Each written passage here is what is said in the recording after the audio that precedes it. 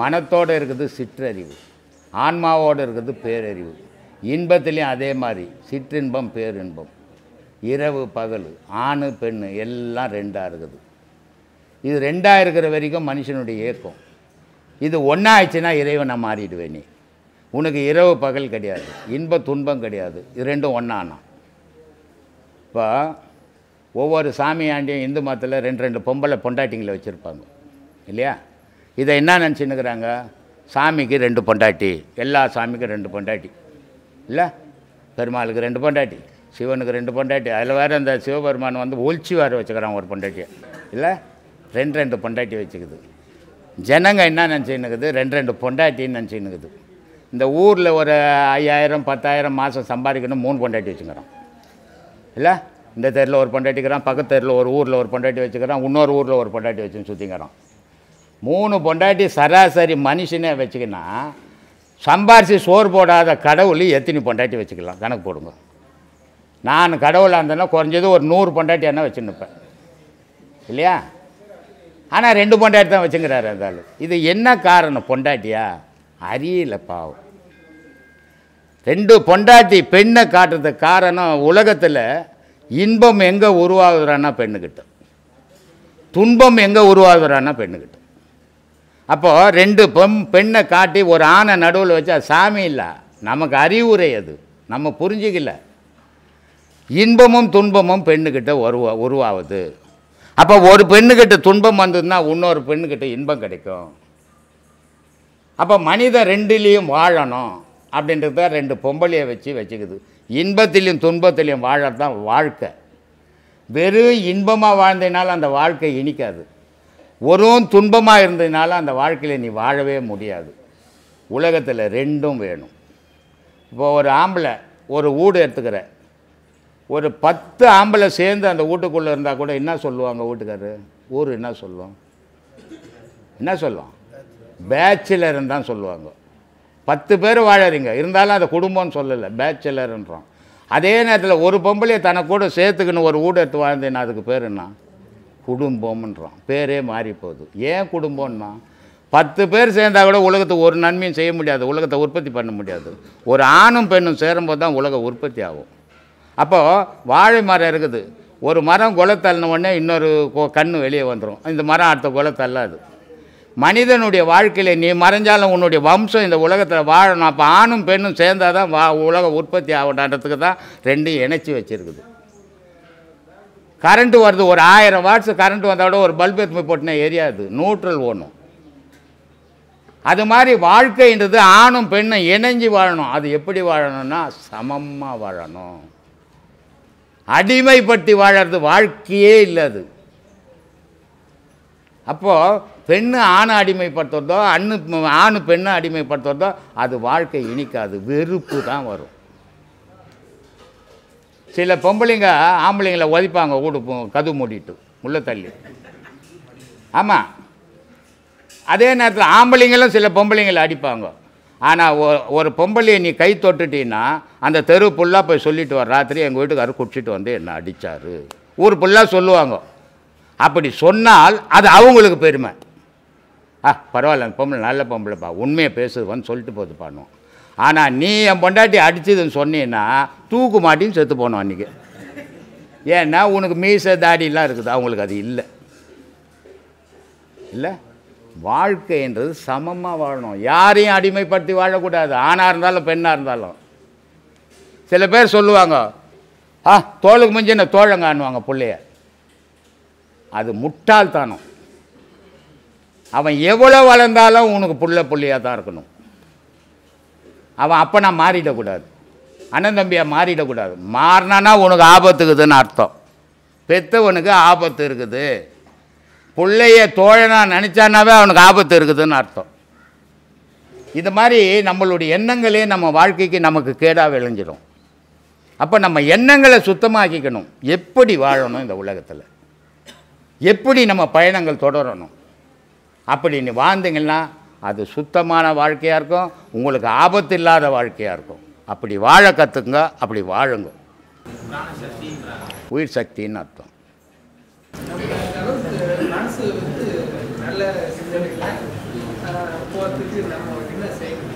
யாரு கூட சேராது இருக்கணும் நீ, அப்போ நான் மனசு நல்லா இருக்கும்.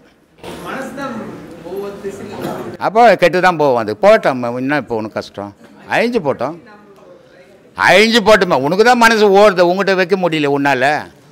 உன் பொட்டியில் பணம் இருந்தால் நீ தான் பாதுகாக்கணும். அப்போ நீ ஜாக்கிரதையாகணும். அது ஓடுதுன்னு விட்டீங்கன்னா ஓடினா போகும்போதுன்னு விட்டுட்டு போ. உனக்கு உண்மையான எண்ணம் இருந்ததுன்னா நீ ஊரை பார்க்கக்கூடாது, உன்னை பார்க்கணும். நீ ஊரை பார்த்துட்டு என் மனசு ஓடுதுன்னா பார்க்கும்போது மனசு அங்கே தான் போவோம். அதுக்கு தான் சொன்னான் திருமூலன், மண்மனம் எங்குண்டு வாய்வு அங்கு உண்டு, மண்மனம் எங்கில்லை வாய்வு அங்கு இல்லை. மண்மனத்துள்ளே மனோலயமாமேனா. உன் மனசை உனக்குள்ளே வச்சுக்கின்னா சந்தோஷமான வாழ்க்கைடா உனக்கு. உன் மனசை ஊருக்குள்ளே விட்டினா துக்கப்பட்டு சாவிடான்ட்டான். மீளவே முடியாது. நீ துக்கத்தை நினைக்கும் போதே துக்கமாக தான் வாழ்வே. நீ துக்கம்ன்றது ஒன்று இல்லை. நான் வாழ வாழ்க்கை சரின்னு நினச்சினாவே உனக்கு துக்கம் இல்லை. நான் துக்கத்தில் இருக்கிறேங்க, நான் கஷ்டத்தில் இருக்கிறேங்கன்னு சொல்லிக்கின்னு இருந்தாவே நீ அதுலேயே தான் இருப்ப. அதை விட்டு மீள முடியாது. எல்லாத்துக்கும் உன் எண்ணமே அடிப்படை.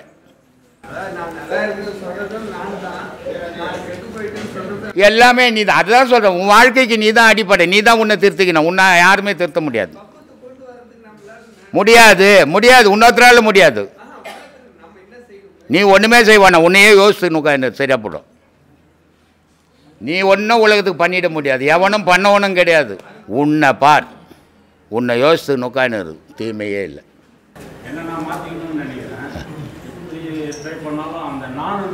அதான் அடுத்தவங்களை அடிமைப்படுத்தி பார்க்கணுன்னு நான் மனசு நினைக்குது.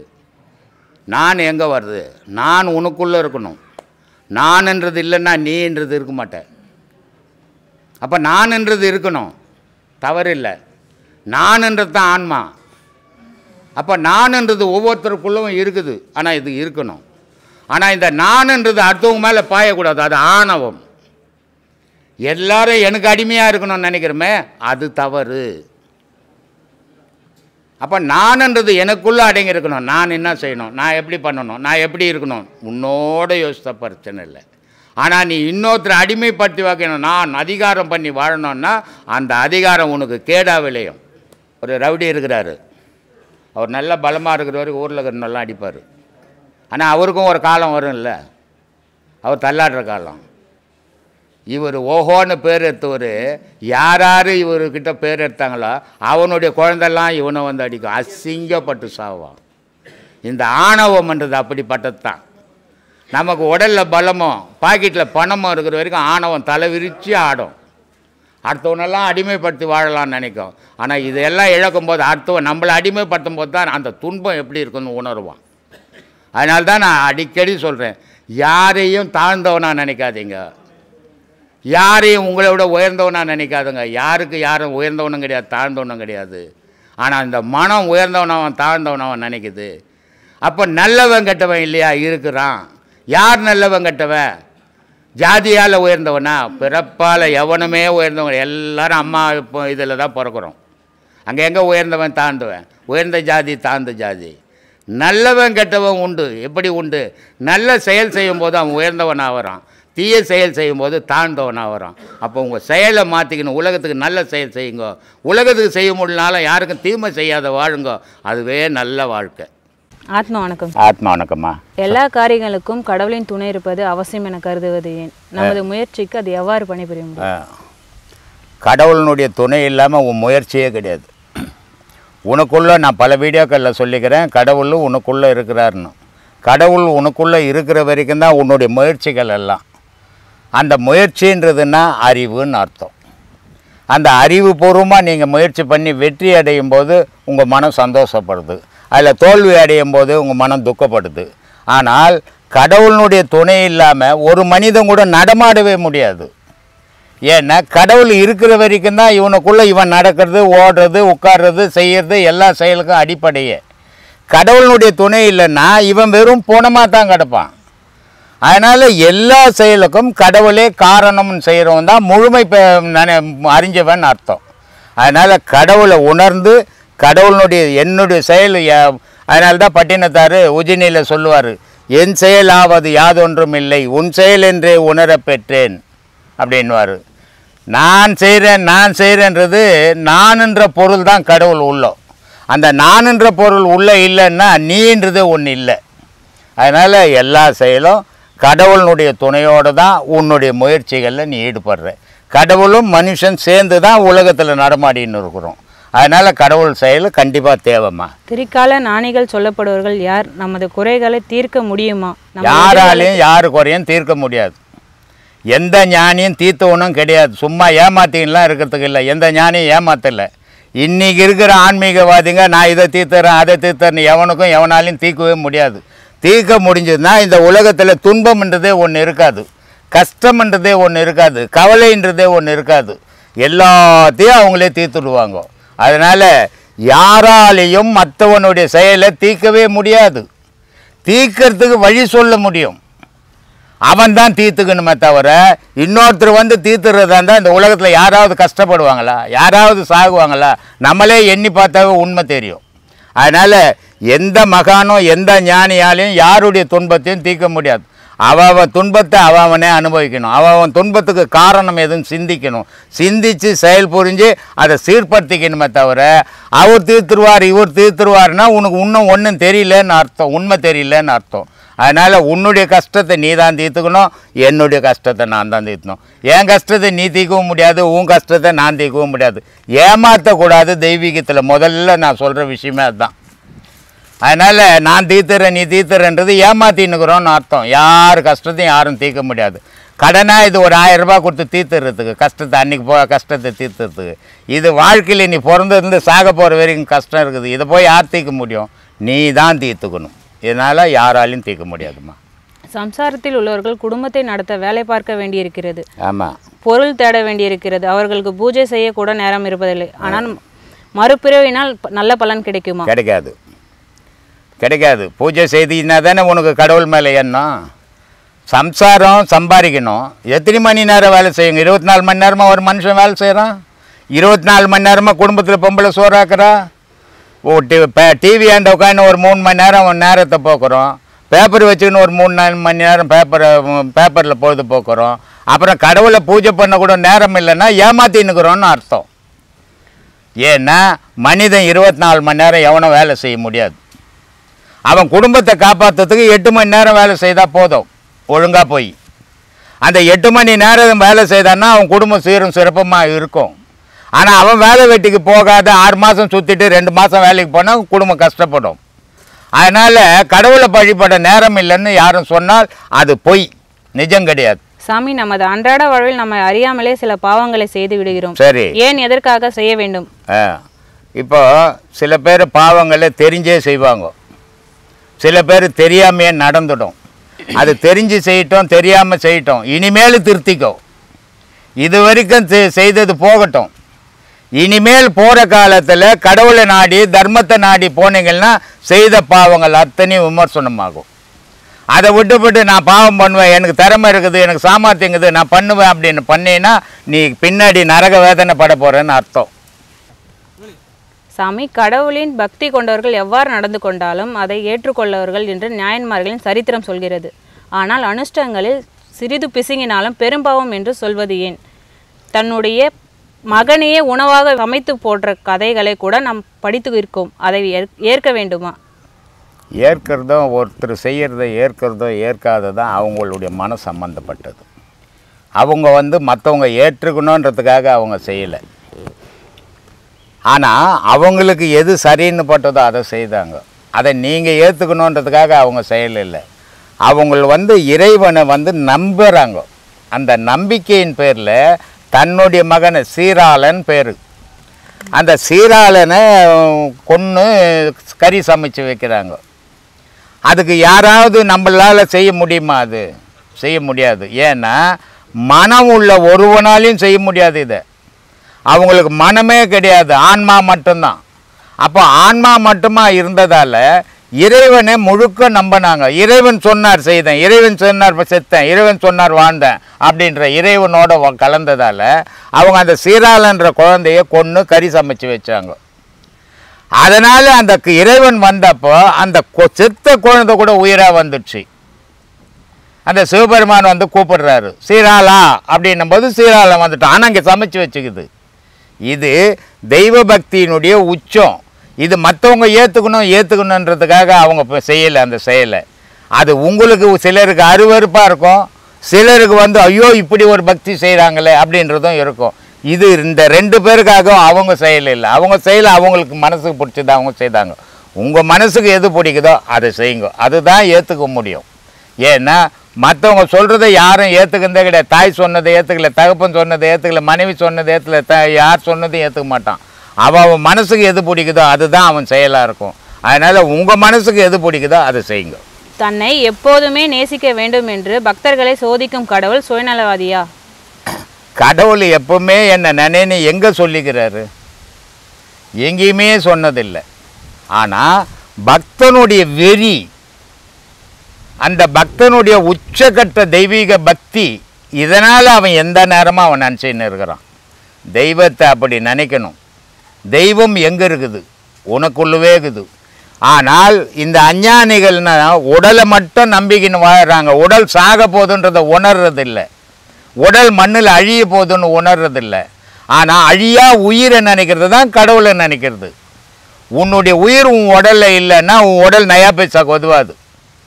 அதனால்தான் பாம்பாட்டி ரொம்ப அழகாக சொன்னார், ஊத்த குழியில் மண்ணெடுத்து உதிர புனலில் உண்டை சேர்த்து வாய்த்த குயவனா செய்யும் மண்ணு பாண்டம் வரைவோட்டுக்கு ஆகாது என்று ஆடு பாம்பே என்னார். பரிகாசமாய் கடித்த பாம்பு பல பேர் அறிய மெத்தை வீங்கி பரிகாரம் ஒரு மாது பாற்ற போது பையோடு கழன்றது என்று ஆடு பாம்பே என்னார். இப்படிலாம் செய்த குழந்தை ஒரு நயா பைசா கூட உதவாதுடா. ஒரு பிளாஸ்டிக்கு குடங்கு அது இது உடஞ்சி போச்சுன்னா போட்டின்னா வேறு பொருள் கொடுப்பான், இதே போய் வேறு பொருளாக செய்வான். ஆனால் உன் உடல் பெருசுன்னு நினச்சிங்கிறியே, இது செத்துதுன்னா ஒரு பைசா கூட உதவாது. ஒரு ஆடு செத்தா தோலை உரிச்சு மோளம் கட்டுவான், ஒரு மாடு செத்தா மோளம் கட்டுவான். எல்லா பொருளும் உதவுது, நீ மட்டும்தான் எதுக்குமே உதவாதவன். ஆனால் உன்னை மட்டும்தான் உலகத்திலே உயர்ந்தவனா நினச்சின்னுக்கிற. ஆனால் உன் உடல் இல்லை, உள்ளகிற பொருள் உயர்ந்தது, அது உனக்கு புரியல அப்படின்ட்டான்.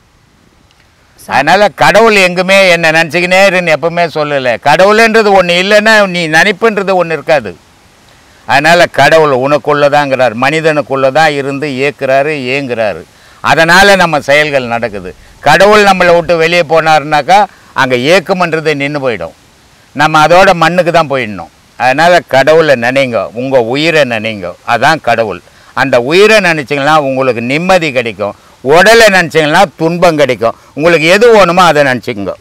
மறுபடியும் சிவன் பற்றி தான் உங்ககிட்ட கேட்கணும். இப்போ சிவன் வந்து பல அவதாரங்களாக நம்ம நினச்சி ஒரு வழிபட்டுட்டு இருக்கோம். அதில் வந்து பார்த்திங்கன்னா நடராஜன் அப்படின்னு சொல்லி ரொம்ப வந்து ஒரு ஆடலுக்கு அரசனாக ரொம்ப சாந்தமான ஒரு சொரூபத்தில் பார்த்து வணங்கிட்டு இருக்கோம். அதே சிவபெருமானை வந்து பார்த்திங்கன்னா சுடுகாட்டில் வந்து விபூதி பூசி சுடலை அப்படின்ற ஒரு பேரில் ரொம்ப ஒரு கொடூரமா ஒரு ஆக்ரோஷமான ஒரு உருவத்திலையும் வழிபட்டு இருக்கோம்.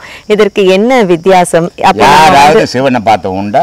இல்ல சொல்லு. சுடுகாட்டுல எந்த சுடுகாட்டுலயாவது இப்ப நம்ம பக்கத்துல இருக்க சுடுகாட்டு போய் பார்த்தா இருக்கிறாரா? பார்க்கலாமா? இல்ல. இது மனுஷனுடைய கற்பனை. கடவுள் சிவன் வந்து எங்கேயும் சுடுகாட்டில் ஆட வேண்டிய அது ஆகாயத்தில் ஆடிங்குது. அது அதனுடைய ஆட்டம் தான் இன்னைக்கு உன் உடல்ல உயிர் ஆட்டம். ஜீவன் இப்போ குழந்தை பிறந்த உடனே அதுக்கு பேர் என்ன? குழந்தை. அதே வந்து ஒரு 20 வயசு ஆச்சுன்னா அதுக்கு என்ன பேர்? குழந்தைன்னு சொல்லுவீங்களா? அப்ப என்ன சொல்றீங்க? பையனா இருந்தா இடைப்பருவம். வயசாகி போச்சுன்னா என்ன சொல்றீங்க? முதுமை. அப்போ மனிதனுக்கு 3 விதமான நிலைகள் இருக்குது. ஒவ்வொரு மனுஷனுக்கும், உலகத்தில் இருக்கிற எல்லாருக்கும் அந்த நிலை தான். இதில் யாரும் மாற்றம் கிடையாது. அதே மாதிரி உன்னுடைய உயிராக இருக்கிற வரைக்கும் அதுக்கு பேர் ஜீவன். அந்த உயிராகப்பட்டது முதுமை பெற்று மாறும்போது அதுக்கு பேர் சிவம். இந்த ஜீவன் தான் சிவமாக மாறுது. அங்கே தில்லையில் ஆடுற நடனம் தான் உனக்குள்ள ஆடிங்குது. அந்த நடனம் நின்னா நீ இருக்க மாட்டேன், நான் இருக்க மாட்டேன். அதுதான் சிவ நடனம். சிவ நடனம் நின்னால் உலகம் இருக்காது. உலகம்ன்றது நீ நானும் தான். அப்போ சிவ நடனம் நின்னா நீ இல்லை நானும் இல்லை. உலகம் யார் சொல்லுவான்? மனுஷன் தானே உலகம்னு சொல்லுவான். அப்போ சிவநடனம்னா உலகம்னு ஒன்று இருக்காது. அப்புறம் சிவன் அர்த்தத்தை சொல்ல ஆள் இருக்காது. அதனால நீ இருக்கணும், நானும் இருக்கணும், சிவத்தை பற்றியும் பேசணும். இப்போ அடுத்தது பார்த்தீங்கன்னா அகெயின் வந்து இப்போ சிவன் பற்றியே சொல்லணும் அப்படின்னா அவங்க வந்து அழிக்கும் கடவுள் அப்படின்னு சொல்கிறோம். இந்த மாதிரி வந்து படைக்கும் கடவுள், காக்கும் கடவுள், அழிக்கும் கடவுள் அப்படின்னு இருக்காங்க. இதில் அழிக்கும் கடவுள் அப்படின்னு சொல்லிட்டு ஆனால் சிவபெருமானை நம்ம வந்து ரொம்ப விழுந்து விழுந்து கும்பிட்டுட்டு இருக்கோம். இது எதனால? இது பயப்படுத்தி வைக்கிறது. இது ஆக்கும் கடவுள் அப்படின்னு என்ன எப்படி சொன்னாத்த? எப்படி ஆக்குது அது? யாராவது சொல்லு. ஆக்கும் கடவுள்னு சொன்னேன், அது எப்படி ஆக்குது? ஆக்க முடியுமா? ஆக்க முடியுமா? அப்புறம் எப்படி ஆக்கும் கடவுள்னு சொல்கிறோம் இல்லையா? இது மாதிரி தெரியாத விஷயங்கள் ஏராளமாக இருக்குது. ஆக்கும் கடவுள்னா ஒரு ஆணுனுடைய ஆண்குறியிலேருந்து பெண்ணுனுடைய யோனியில் விந்து போகணும். விந்து போனால் தான் ஒரு கரு உருவாகும். அப்போது இந்த விந்து போனது கொடுத்தது வந்து ஆக்கும் கடவுள். அப்போ அங்கே ஒரு உருவம் உருவாச்சு, உயிர் உருவாச்சு இல்லை? அதனால் அதுக்கு பேர் ஆக்கும் கடவுள். அது பிரம்மா. காக்கும் கடவுள் சாப்பிட்ணும். நீ சாப்பிட்லன்னா நீ இருக்க மாட்டேன், நான் இருக்க மாட்டேன் இல்லையா? சாப்பிட்டா தானே உயிர் இருக்கும். அப்போ சாப்பிட்றதால உன் உயிர் இருக்கிறதால இதுக்கு பேர் காக்கும் கடவுள்னு வச்சான். மறைக்கும் கடவுள், அழிக்கும் கடவுள் இல்லை, மறைக்கும் கடவுள். முதுமை வந்தால் இப்போ நீ இந்த புடவை கட்டின்னுக்கிற, இது ரொம்ப விரும்பி எடுத்த புடவை, உனக்கு ரொம்ப பிடிச்ச புடவை. இது கண்டல் கண்டலாக கிழிஞ்சு போச்சுன்னா கட்டிப்பியா? ஏன்? உன் புடவை தானே கட்டிக்கினான். அதே மாதிரி இந்த உடலாகப்பட்டது தளர்ந்து போய் பழசாகி போச்சுன்னா உள்ளகிற சிவம் என்ன பண்ணுன்னா இதை விட்டுட்டு வேற புது உடல் எடுத்துக்குது. அப்போ இந்த உடல் மறைஞ்சு போச்சு, வேற உடல் தோன்றிடுச்சு. அப்போ இதுக்கு பேர் மறைக்கும் கடவுள், அழிக்கும் கடவுள் இல்லை. தப்பு தப்பாக வச்சுக்க நாங்கள் பேரை. அதனால ஆக்கும் கடவுள், காக்கும் கடவுள், மறைக்கும் கடவுள். அப்போ ஆக்கும் கடவுள்னா பிரம்மா, காக்கும் கடவுள்னா மகாவிஷ்ணு, மறைக்கும் கடவுள்னா சிவம். இவ்வளோதான் வித்தியாசம். சூப்பர். உண்மையிலே இது ரொம்ப வேலிடான ஒரு பாயிண்ட் நீங்கள் சொன்னது. இப்போ அடுத்தபடியாக பார்த்தீங்கன்னா தாமரைப்பூ வந்து திரி, விளக்கு திரி இருக்கு இல்லைங்களா? ஸோ அதில் வந்து நம்ம தாமரைப்பூ திரியால் ஏற்றினா ரொம்ப வந்து நல்ல பலன் கிடைக்கும் அப்படின்னு சொல்கிறாங்க. அந்த மாதிரி நம்ம வீட்டில் ஏற்றக்கூடிய விளக்குகளுக்கு பார்த்தீங்கன்னா இப்படி தான் விளக்கு போடணும், இந்த மாதிரி தான் டைரக்ஷனில் வைக்கணும், அப்படி நிறைய விஷயங்கள் ஒரு லிஸ்ட்டே இருக்குது. சும்மா இருக்க மாட்டாங்க, 1000 ஐடியாக்கள் வரும். அந்த ஐடியாவெல்லாம் எழுதி வைப்பாங்க. பின்னாடி வரவங்க அதை ஏற்றுக்குன்னா அது மாதிரி செய்யணுன்னுவாங்க. ஒருத்தர் சொல்லுவாங்க எலுமிச்சம்பழம் தோளில் தான் விளக்கேற்றணும். ஆமாம், அது தோளில் விளக்கேற்றினா உன் கர்மாலாம் போயிடான்னுவான். செவ்வாய்க்கிழமை தான் விளக்கேற்றணும்னுவான், ராகு காலத்தில் தான். இது மனுஷனுடைய எண்ணம்மா. எவனாவது இந்த விளக்கெல்லாம் ஏற்றிட்டீங்க உட்காந்துங்கிறவங்கறானா? எந்த விளக்கேற்றினாலும் உனக்குள்ள இருக்கிற விளக்கு வெளியே போச்சுன்னா நீ போயிட்ட. அதனால முதல்ல உனக்குள்ள இருக்கிற விளக்க நிறைய எரிய வச்சுக்கோ, அதை பாதுகாத்துக்கோ. வெளியே கொளுத்துறதால ஒரு பயணம் கிடையாது, அது ஒரு நெருப்பு இல்லையா? இப்போ ஊட கொளுத்தி விட்டுட்டீங்கன்னா போய் கும்பிடுவியா? நெருப்பு கும்பிடுவியா? சின்னதாக விளக்கு கொளுத்தி வச்சுட்டா உழுந்து உழுந்து கும்பிட்ற, இதுவும் நெருப்பு தான். ஏன்? அது கிட்ட போக விடல, எரியுது, அழிக்குது ஊட்ட. அதனால திட்டுற, தண்ணி ஊத்துற. இங்கேன்னா நீயா கொளுத்தி விட்டு அதை ஊந்து ஊந்து அது சாமின்னு கும்பிட்டுன்னுக்குற. இது அடையாளம். உள்ள உனக்குள்ள ஒரு விளக்கு எரிஞ்சுன்னுக்குது, அந்த விளக்கை பாதுகாத்து வச்சுக்கோ. அதுதான் சிவம், அதுதான் கடவுள். அதை விட்டுப்பட்டு நீ வெளியே எப்படி எந்த பக்கம் கொளுத்தினாலும் கடவுளுக்கு எதுனா பக்கம் இருக்குதா? ஒரு விளக்குக்கு எதுனா பக்கம் இருக்குதா? கிழக்க பார்த்து எரியுது விளக்கு, மேற்க பார்த்து எரியுது அப்படின்னு சொல்ல முடியுமா? இல்லையா? சொல்ல முடியாது. எல்லா பக்கமும் ஒளி இருக்குது. இறைவன் எல்லா பக்கமும் அவனுடைய இயக்கம் இருக்குது, அது உனக்குள்ளவும் இருக்குது. அதை பாதுகாத்துக்கோ. அப்போ நீங்கள் எல்லா விஷயத்துமே ரொம்ப யதார்த்தமா, ஆனால் நீங்கள் சொல்லும் போது ஒவ்வொரு விஷயமும் உண்மை அப்படின்றது வந்து புரியுது. உண்மை மட்டும்தாம்மா பேசுவேன், பொய்யெல்லாம் எனக்கு உண்மையா நீங்க வந்து சொல்லும் போது அதை கேட்கும் போது தான் வந்து ஆமா இல்லை அப்படின்னு யோசிக்க தோணுது. அப்ப நீங்க கடவுளை எப்படிதான் கும்பிடணும்னு சொல்வீங்க? உனக்குள்ளவே கும்பிடணும்னு சொல்லிங்கிறேன். அதுக்குதான் ஆசிரமம். அதுக்கு குரு வேணும். பக்தி, கோவில், கோலம், விளக்கு இதெல்லாம் ஒரு காலகட்டம் இல்லையா? இப்போ நீ ஒரு எம்பிபிஎஸ் படிக்கணும், ஒரு இன்ஜினியர் படிக்கணும் அப்படின்னா நேராக போய் இன்ஜினியர் படிக்க முடியாது. 1ஆம் கிளாஸ், 2ஆம் கிளாஸ், அப்புறம் ஹை ஸ்கூலு, அப்புறம் எலிமெண்ட்ரி ஸ்கூலு, அப்புறம் காலேஜ், இதெல்லாம் போன பிறகு தானே படிக்க முடியும். அதே மாதிரி கோயில், குளங்கள், சாமிகள் எல்லாத்தையும் கும்பிடணும். கும்பிட்டுட்டு இதெல்லாம் இல்லை நான் தான் சாமி எனக்குள்ளே தான் இருக்குதுன்னு வரணும். அப்போ குரு காட்டுவார் எப்படி கும்பிடணுன்ட்டு. அதுதான் நிஜம். மீதி எல்லாம் அடையாளங்கள் தான். நிஜம் உனக்குள்ளே தாங்குது. சொல்லுமா. இப்ப அடுத்து மனிதர்களுக்குள்ள நடக்கக்கூடிய சண்டை பிரச்சனை, அதுல முக்கியமா எடுத்துக்கிட்டீங்கன்னா கணவன் மனைவிக்குள்ள இருக்கக்கூடிய வேறுபாடு. அதுக்கு ஒரு முக்கியமான காரணங்கள்ல ஒண்ணு வந்து பாத்தீங்கன்னா இந்த வயது வித்தியாசம். இப்போ நிறைய வயது வித்தியாசத்துல திருமணம் செஞ்சுப்பாங்க. அவங்களுக்குள்ள பாத்தீங்கன்னா ஏகப்பட்ட கருத்து வேறுபாடுகள் இருக்கும். இது எதனால வருது? முதல்ல ஆம்பளை சம்பாதிக்கணும், பொம்பளை வீட்டுல இருக்கணும். இப்பதான் அப்படி இருக்க முடியாது. சண்டை ஒழிக்க முடியாது. ஏன்னா கையில் உன் கையில் காசு வந்து என் கையிலையும் காசு இருந்தால் 2 பேருக்கு திமிரு வந்துடும். உன் கையில் காசு இல்லை என் கையில் காசு இருந்தால் நீ எனக்கு அடங்கி போவேன். இல்லை என் கையில் காசு இல்லை உன் கையில் காசு இருந்தால் நான் அடங்கி போவேன். ஆனால் 2 பேர்கிட்டும் இருக்கும்போது என்ன ஆகும்? பகை தான் வளரும், வாழ்க்கை தான் கெட்டு போகும், ஈகோ வந்துடும். நீ பெரிய ஆளா நான் பெரிய ஆளா. ஒரு கணவன் மனைவிக்குள்ளே ஈகோ வரக்கூடாது. வந்தால் அந்த குடும்பம் கெட்டு போயிடும். 2 பேருக்கிட்டும் அன்பு இருக்கணும். உங்கள் 2 பேருக்கிட்ட அன்பு இருந்தால் தான் உங்களுக்கு பிறகுற குழந்தை அன்பாக இருக்கும். உங்கள் 2 பேருக்கிட்ட அன்பு இல்லைன்னா உங்களுக்கு பிறகுற குழந்தை காட்டு மிராண்டி மாதிரி இருக்கும். அதை யோசனை பண்ணியாவது நீங்கள் அன்பாக நடந்துக்க பழகணும். என்ன வயசு வித்தியாசம்? ஒரு 50 வயசு வித்தியாசமா? தேவதாசா அவங்க? ஏம்மா தேவதாசாண்டா 60 வயசு கவனுக்கு 15 வயசு பொண்ணை கட்டி கொடுத்தாங்க. வயது வித்தியாசம். இப்போ என்ன வயது வித்தியாசம்? கவர்மெண்ட்டும் ஒரு வயசு நிர்ணயம் பண்ணிட்டான். அப்புறம் என்ன வயசு வித்தியாசம்? பெண்ணுக்கு 21, பையனுக்கு 25ன்னு பண்ணிக்குது. 4 வயசு ஆணுக்கு இருக்கணும், பெண்ணுக்கு 4 வயசு கம்மியாக்கணும். இதுதான் வயது வித்தியாசங்குது. எந்த பெண்ணும் வயது வித்தியாசத்துக்கு கோர்ட்டுக்கு போல, துட்டுக்கு போயின்னுக்குறாங்க. உண்மைதான். அதனால வயது வித்தியாசம் எல்லாம் இல்லை. நான் கொஞ்சம் ரெஸ்ட் எடுத்துட்டு வரேன். தெய்வங்கள் வந்து நேரடியாக தோண்டிட்டாங்க. நேரடியா எனக்கு தெரியுறாங்க. இப்போ கேட்குறவங்களாம் எனக்கு தெய்வம். அப்பா வந்து கடவுள். இப்போ வந்து கண்ணுக்கு தெரியாது இருக்கிறார். அவரை வந்து கடவுளை நான் போய் பார்க்கறதுக்கு ஃபஸ்ட்டு தெய்வத்தின்கிட்ட ஆசீர்வாதம் வாங்கணுமா, கடவுள்கிட்ட ஆசீர்வாதம் வாங்கணும்? இவங்களாம் தெய்வம்னு ஒருத்தர் சொன்னார் இல்ல, அவர்கிட்ட தான் ஆசீர்வாதம் வாங்கணும். இல்லைன்னா எப்பயாவது பார்த்துருக்கணுமா? இதே கூட்டம் தான் காலகாலம் நம்ம உறவாடினே இருக்கிறோம். தெய்வம் கும்பிட்டுருக்கோமா, ஆத்ம வணக்கம் சொல்லியிருப்போமா? அப்போது இதையெல்லாம் உணர வச்சார்ல, அவர் தான் சாட்சா தெய்வம்.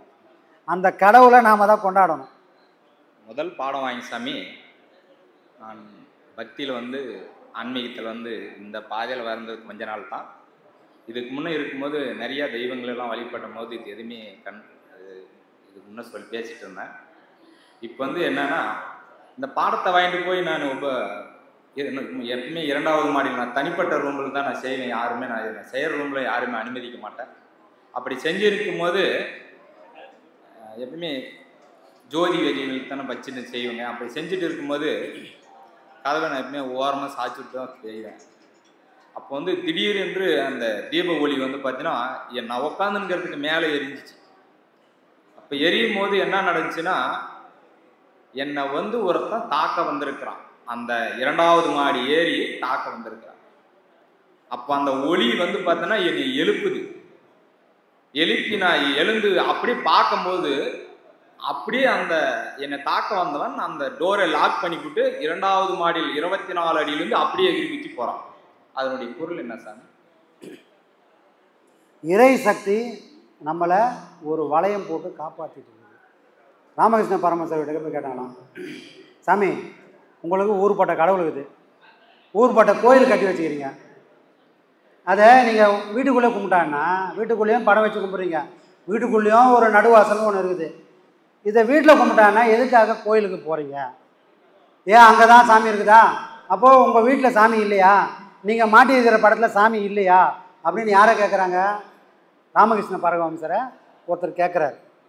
பாப்பா உட்கார் அப்படின்னு அவர் உட்கார வச்சு சொல்கிறாரு, மாடு இருக்கா? மாடு பார்த்துருக்கிறியா? பார்த்துக்கிறேன் சாமி. மாட்டுக்கு கொம்பு இருக்குது, கால் இருக்குது, வால் இருக்குது, உடம்பு ஃபுல்லாக இருக்குது. நீ பால் எங்கே கறப்ப? மாட்டுக்கு கொம்பு இருக்குதுன்னு கொம்பில் கறப்பியா, இல்லை கால் இருக்குதுன்னு காலில் கறப்பியா, இல்லை பின்னாடி ஒரு வால் இருக்குதுன்னு வாழை பூச்சி கறப்பியா? என்ன சாமி இது அநியாயமாகுது? காம்பில் தான் கறக்க முடியும். இல்லைன்னா பால் எப்படி வரும்? ஏன் சாமி, அந்த பால் தானே ரத்தமாக மாறுது. பால் ரத்தம் பாலாக மாறதுக்கு முன்னாடி ரத்தமாக இருக்குது. அந்த ரத்தம் மாட்டோட உடம்பு ஃபுல்லாக சுற்றுது. அப்போ எங்கே பூச்சி கறந்தா வரணும்ல பால், வரலையே. அது என்ன காம்பில் மட்டும் வருதுன்னா, அதை போல தான்ப்பா கோயிலும். இறைவன் எல்லா இடத்துலையும் இருக்கிறான், ஆமாம் உண்மைதான். ஆனால் உனக்குன்னு மனம் ஈர்ப்போட ஒரு இடத்துல உணர முடியும்னா அதுதான் கோயில். அந்த இடத்துல அந்த சக்தி நீ வணங்கினா வரும். அதனால தான் விளக்கு ஏற்றி வச்சு பண்ண சொல்கிறோம்.